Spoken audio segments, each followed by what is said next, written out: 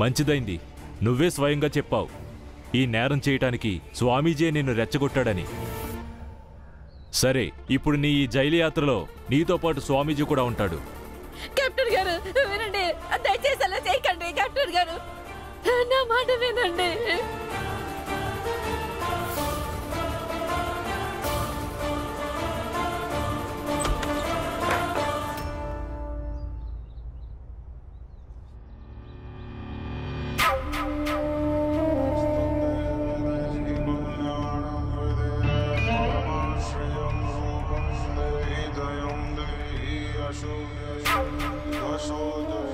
స్వామీజీ లేవండి, మా వెంట స్టేషన్కి రావాలి. స్వామీజీ, మేము మిమ్మల్ని అరెస్ట్ చేయడానికి వచ్చాం. స్వామీజీ లేవండి. ఆగు మూర్ఖుడా, ఈశ్వరుడి ప్రతినిధినైన నన్ను నువ్వెలా తాకగలవు? సరే, మాతో రండి. మీరేం చెప్పాలనుకుంటున్నారో స్టేషన్కి వచ్చి చెప్పండి.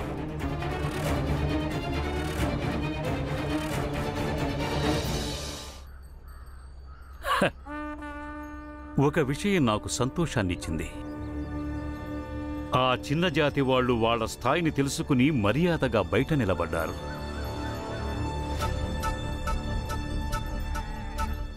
ఇంకో విషయం మమ్మల్ని బాధించింది. నువ్వొక ప్రభుత్వ అధికారివై ఉండి కూడా ఆ అధర్ములు పాపాత్ములు చెప్పిన మాటలు విని మమ్మల్నే బంధించటానికి వచ్చావా? ఈ ఉపదేశాలు ఇంకా కట్టుకథలు మీ భక్తులకు చెప్పండి. మీ ఈ ఉపదేశాలు కట్టుకథలు చట్టం ముందు పనిచేయవు. కానిస్టేబుల్, ఈయన్ని బంధించు. ఏమనుకుంటున్నావు? నువ్వు ఈ ముగ్గురు పోలీసులు కలిసి నన్ను నిజంగా తాళతో బంధించి ఇక్కడి నుంచి తీసుకెళ్లగలరా? స్వామీజీ, నలుగురు మనుషులు ఒక మనిషి పాడిని తీసుకెళ్తారు. మేమొక ప్రాణమున్న మనిషిని తీసుకెళ్ళటానికి వచ్చాం. మీ మీద మాకొక ఆరోపణ వచ్చింది. మీరు ఒక వితంతు యువతి హత్యకు కుట్ర పన్నారని. ఈయన్ని తాడుతో బంధించండి. చూడు,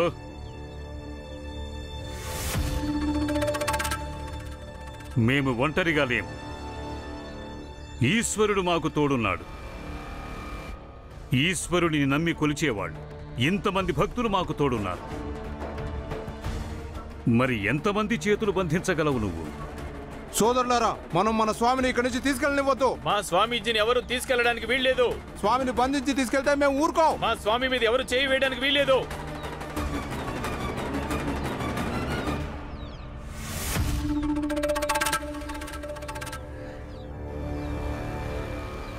ఆ గుంపులో ముందుండి అందరికీ ఒకడు నేతృత్వం వహిస్తున్నాడు చూడు. వీడైతే నీకు తెలుసుగా, మీ పోలీసు వాడే, మీతో పాటు పనిచేసేవాడే. ఇలాంటి ధార్మిక వ్యక్తులు, మమ్మల్ని భగవంతుడిలాగా నమ్మి ఆరాధించే భక్తులు ప్రతి చోట చాలామంది ఉంటారు. అందుకని మాకు విరుద్ధంగా ఏమైనా చేశావనుకో, అప్పుడు వీళ్ళందరి దృష్టిలో నువ్వు దుర్మార్గుడివైపోతావు. ఇక వీళ్ళందరూ నాకు అండగా ఉండగా నీకు నిజంగా అంత ధైర్యం ఉందా చెప్పు? నన్ను తాళతో కట్టి బంధించి తీసుకెళ్ళటానికి?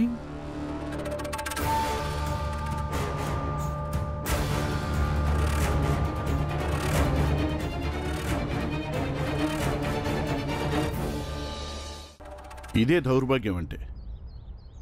ఎప్పుడైనా మీలాంటి వాళ్ళని చట్ట ప్రకారం శిక్షించడానికి ఎవరైనా ముందుకొచ్చారంటే అప్పుడు మీరు తయారు చేసిన మూఢభక్తులే వచ్చి వీళ్ళని అడ్డుకుంటారు. ఇలాగే జరుగుతూ ఉంటుంది. ఈరోజు, రేపు, ఎల్లుండి, ప్రతిసారి. ఈరోజు అలా జరగదు. మీరు జైలుకు వెళ్తారు. ఎందుకంటే మీరు కుట్ర పన్నారు. లేదు, మేము స్వామీజీని తీసుకెళ్ళనివ్వం. అలాగా, ముందుకు రండి.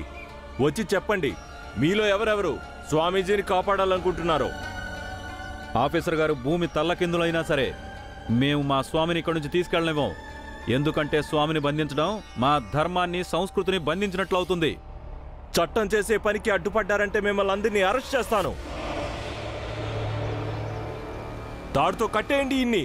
మీరు ఇలా చేయడం మంచిది కాదు. మీరు ఇలా చేయడం ఏం బాగాలేదు. స్వామిని ఇలా తాడుతో కట్టేయడం మంచిది కాదు. తాడుతో కట్టద్దు. మీరు తప్పు చేస్తున్నారు.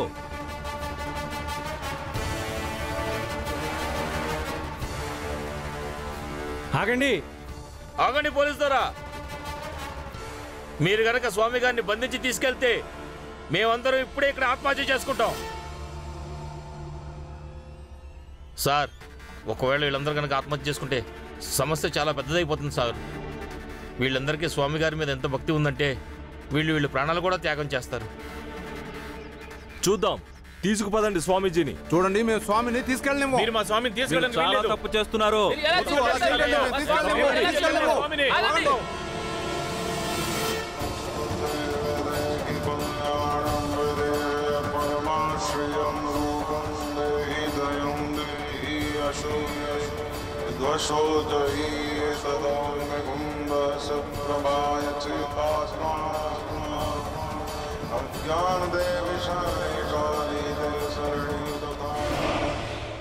ఆగండి పోలీస్ ఆయన. మేము ఊరికేమి చెప్పట్లేదు.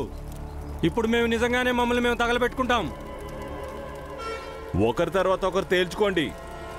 అప్పుడు మూఢభక్తి అనే ఈ మంటలు ఎక్కువసేపు మండుతూ ఉంటాయి.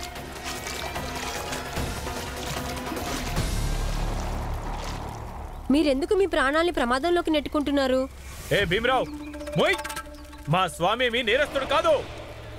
ఆయన నేరస్తుడు కాకపోతే నిర్దోషిగా తిరిగి బయటికి వస్తాడు. కానీ ఇలా ఆపటం తప్పు. మీరు చేసేది చట్టవిరుద్ధం. నర్మై, ఇది నాకు వీరి అనుచరులకు మధ్య ఉన్నటువంటి వ్యవహారం. వీళ్ల స్వామీజీ వీళ్ల కోసం జైలుకు కూడా వెళ్ళగలడు. అలాగే వీళ్ళ స్వామి కోసం వీళ్ళని వీళ్ళు తగలబెట్టుకోగలరు. మాకు వీళ్లకు మధ్య ఉన్న సంబంధం ఎంతో పవిత్రమైనది.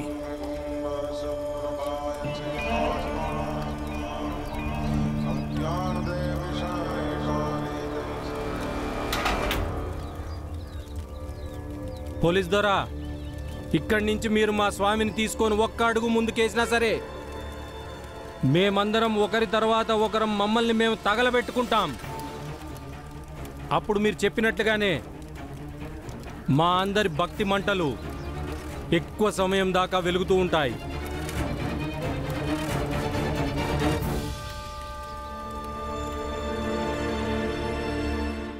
బాలా గురించి మనందరం బాధపడుతున్నాం. కానీ నీ బాధ నేను అర్థం చేసుకుంటాను.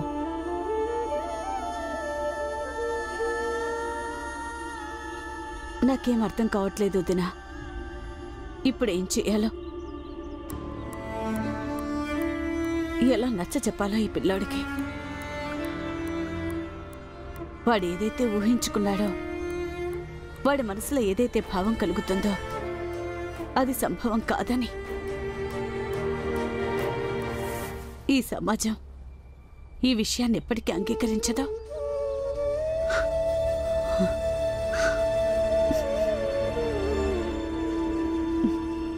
అందుకే వదినా, ఇది ఎవరికి ఈ విషయం తెలియకముందే బాలా అర్థం చేసుకుంటే మంచిది. ఒకవేళ ఈ విషయం ఎవరికైనా తెలిసిందంటే అప్పుడు వాళ్ళు మన బాలాని లేదు లేదు వదినా, లేదు, అలా ఏమి జరగదు. అలా జరగదు. నా కొడుకు గురించి నాకు తెలుసు. నా బాల మీద నాకు నమ్మకం ఉంది. అలాంటి తప్పుడు పని వాడు చెయ్యడు వదినా. నాకు తెలుసు నా కొడుకు గురించి.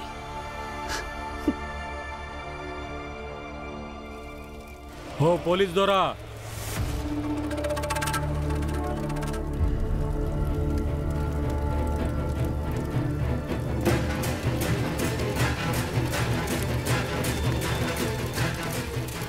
सर्वज्ञ स्वामी की जय, सर्वज्ञ स्वामी की जय, सर्वज्ञ स्वामी की जय, सर्वज्ञ स्वामी की जय, सर्वज्ञ स्वामी की जय।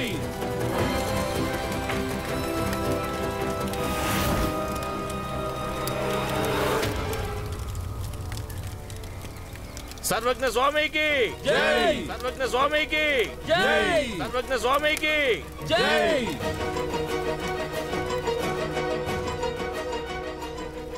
ఆగండి పోలీసులారా, ఎంతమందికి మంటలు ఆర్పుతారు? మేము ఒక్కొక్కరిగా వరుసగా కాల్చుకుంటాం.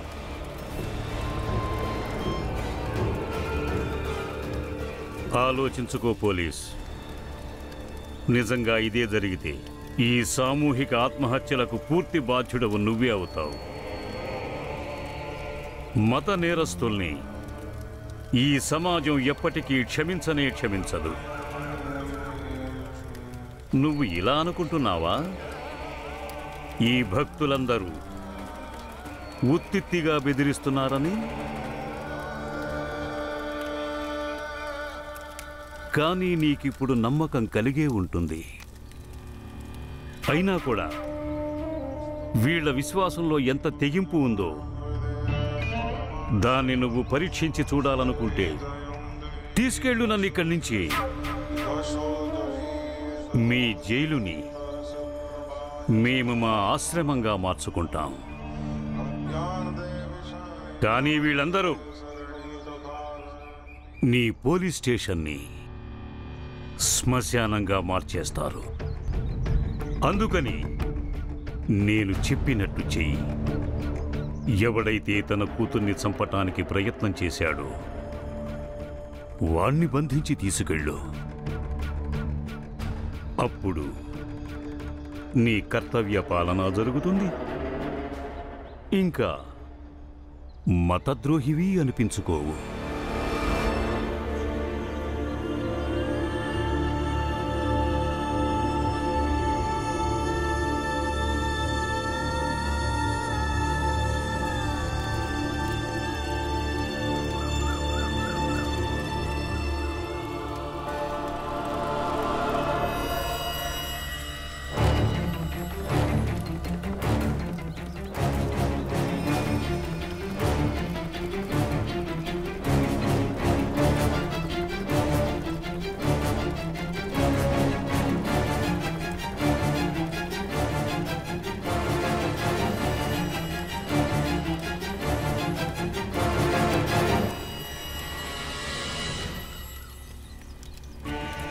सर्वज्ञ स्वामी की जय! सर्वज्ञ स्वामी की जय! सर्वज्ञ स्वामी की जय! सर्वज्ञ स्वामी की जय! सर्वज्ञ स्वामी की जय! सर्वज्ञ स्वामी की जय! सर्वज्ञ स्वामी की जय! ఆఫీసర్ గారు, మీరు ఆయన్ని ఆపండి. ఈయన్ని ఆపటం అంటే అర్థం సామూహిక హత్యలు. దీనివల్ల ఈ సమస్య పరిష్కారం అవ్వదు, పైగా ఇంకా జటిలమవుతుంది. స్వామీజీకి ఏమీ నష్టం జరగదు, కానీ ఈ మూర్ఖపు జనాలు మతం పేరుతో వాళ్ళని వాళ్ళు చంపుకుంటారు. దానికి బాధ్యులం మనం అందరం అవుతాం. सर्वज्ञ स्वामी की జై! सर्वज्ञ स्वामी की जय! నువ్వు చాలా మంచి పని చేశావు. భగవంతుడు నీకు మంచి ఫలితం ఇస్తాడు.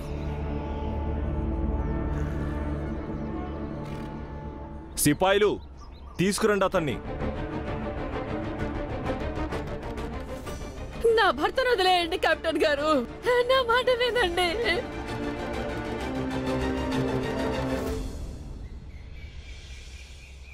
పద. చూసావా సుబేదార్, బలమైన చట్టం కూడా మతం పరిధిలోకి రాలేకపోయింది, ఇప్పుడు రాలేకపోయింది, ఇంకెప్పటికీ రాలేదు కూడా. తెలిసిందా? ఇక వెళ్ళి ఇక్కడి నుంచే. అసలు ఈ సమాజానిది మొట్టమొదటి సమస్య ఏంటంటే సమాజం చట్టాన్ని బట్టి నడవాల్సి ఉంటుంది, కానీ మతాన్ని బట్టి నడుస్తుంది. మతం చట్టం కంటే పైన ఉంది. ఏ భీమరావు, మతం చట్టం కన్నా పైనే ఉంది, ఎప్పటికీ ఉంటుంది. తెలిసిందా? లేదు, అలా ఉండదు. ఒకనాటికి ఎలాంటి చట్టం వస్తుందంటే దాని కర్తవ్యం మతాన్ని కాపాడటం కాదు, మనుషుల్ని ఇంకా మానవత్వాన్ని కాపాడటం అవుతుంది. పీడితులు, బాధితులు మరియు వంచితులైన ప్రజలకి న్యాయాన్ని, అధికారాన్ని ఇప్పించేది అయి ఉంటుంది. భీంబాబు, ఖచ్చితంగా అలాంటి రోజు ఒకటి వస్తుంది. ఎందుకంటే బాలలు దేశానికి భవిష్యత్తు అవుతారు. నువ్విప్పుడు బాలుడు అయ్యుండి ఇలా ఆలోచిస్తున్నావంటే దేశ భవిష్యత్తు ఒకనాటికి ఖచ్చితంగా మారుతుంది. మారి తీరుతుంది. వీడు మారుస్తాడంట దేశ భవిష్యత్తుని. పదబాబు. చూడండి రాణి ఎలా ఉంది?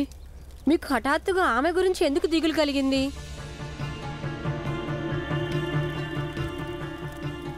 పదబాబు.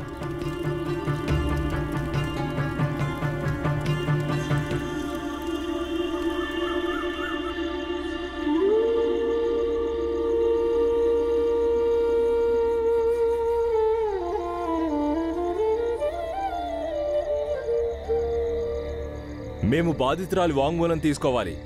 ఆమె ఇప్పటిదాకా స్పృహలోకి రాలేదండి. చెప్పలేము ఎంత సమయం పడుతుందో. ఆ అమ్మాయికి చాలా దారుణం జరిగిందయ్యా.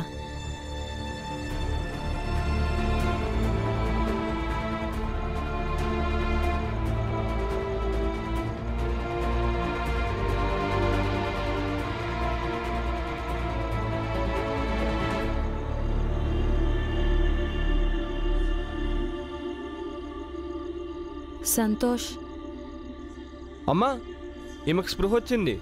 సంతోష్. వైద్యులు గారు, వైద్యులు గారు తొందరగా చూడండి.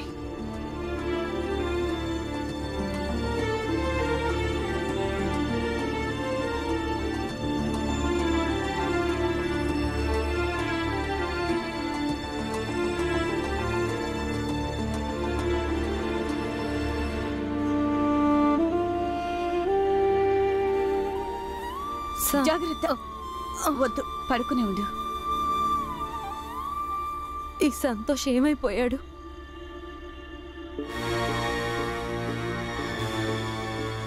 నిన్ను తుపాకీతో ఎవరు కాల్చారు? ఏడవకు, మాకి చెప్పు చాలు. నిన్ను తుపాకీతో కాల్చింది ఎవరు? మేము వాడికి శిక్ష వేయిస్తాము.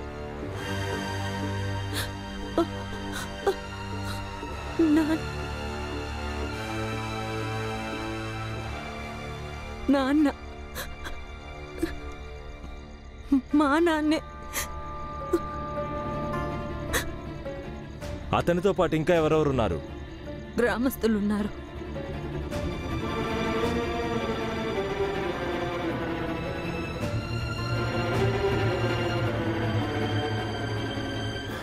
నేను ఇప్పుడే వాళ్ళందరినీ అరెస్ట్ చేసి తీసుకెళ్తాను. నువ్వు తొందరగా కోలుకో.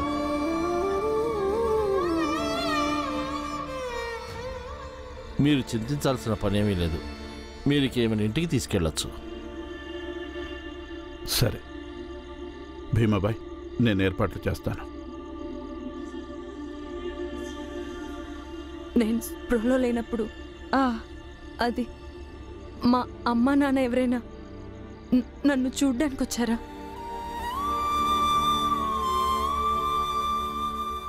రాలేదు. మీ నాన్న ఇప్పుడు జైల్లో ఉన్నాడు. ఈరోజు ఆయన్ని పోలీసులు పట్టుకొని తీసుకెళ్లారు. పోలీస్? జాగ్రత్త.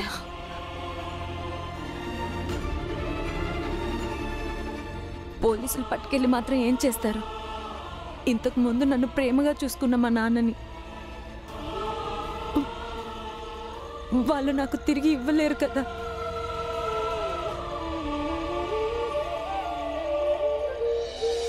ఆయన ఎంతో మంచివాడు. ఒకప్పుడు ఆయన నా సంతోషం కోసం ఏమైనా చేసేవాడు. నాకు తీపి పులుపు నారింజ బిళ్ళలంటే చాలా చాలా ఇష్టం ఉండేది. నేను ఎప్పుడైనా ఏడిస్తే అది పగలైనా రాత్రైనా మా నాన్న అన్నీ కొనుక్కొచ్చి ఇచ్చేవాడు. ఎప్పుడైనా అమ్మ వద్దంటే అప్పుడు ఆయన అనేవాడు, నేను నా బంగారు తల్లి ఏడుస్తుంటే అస్సలు చూడలేనని. కానీ ఈరోజు ఆయనే నన్ను స్వయంగా చంపబోయాడు. పైగా చూడడానికి కూడా రాలేదు.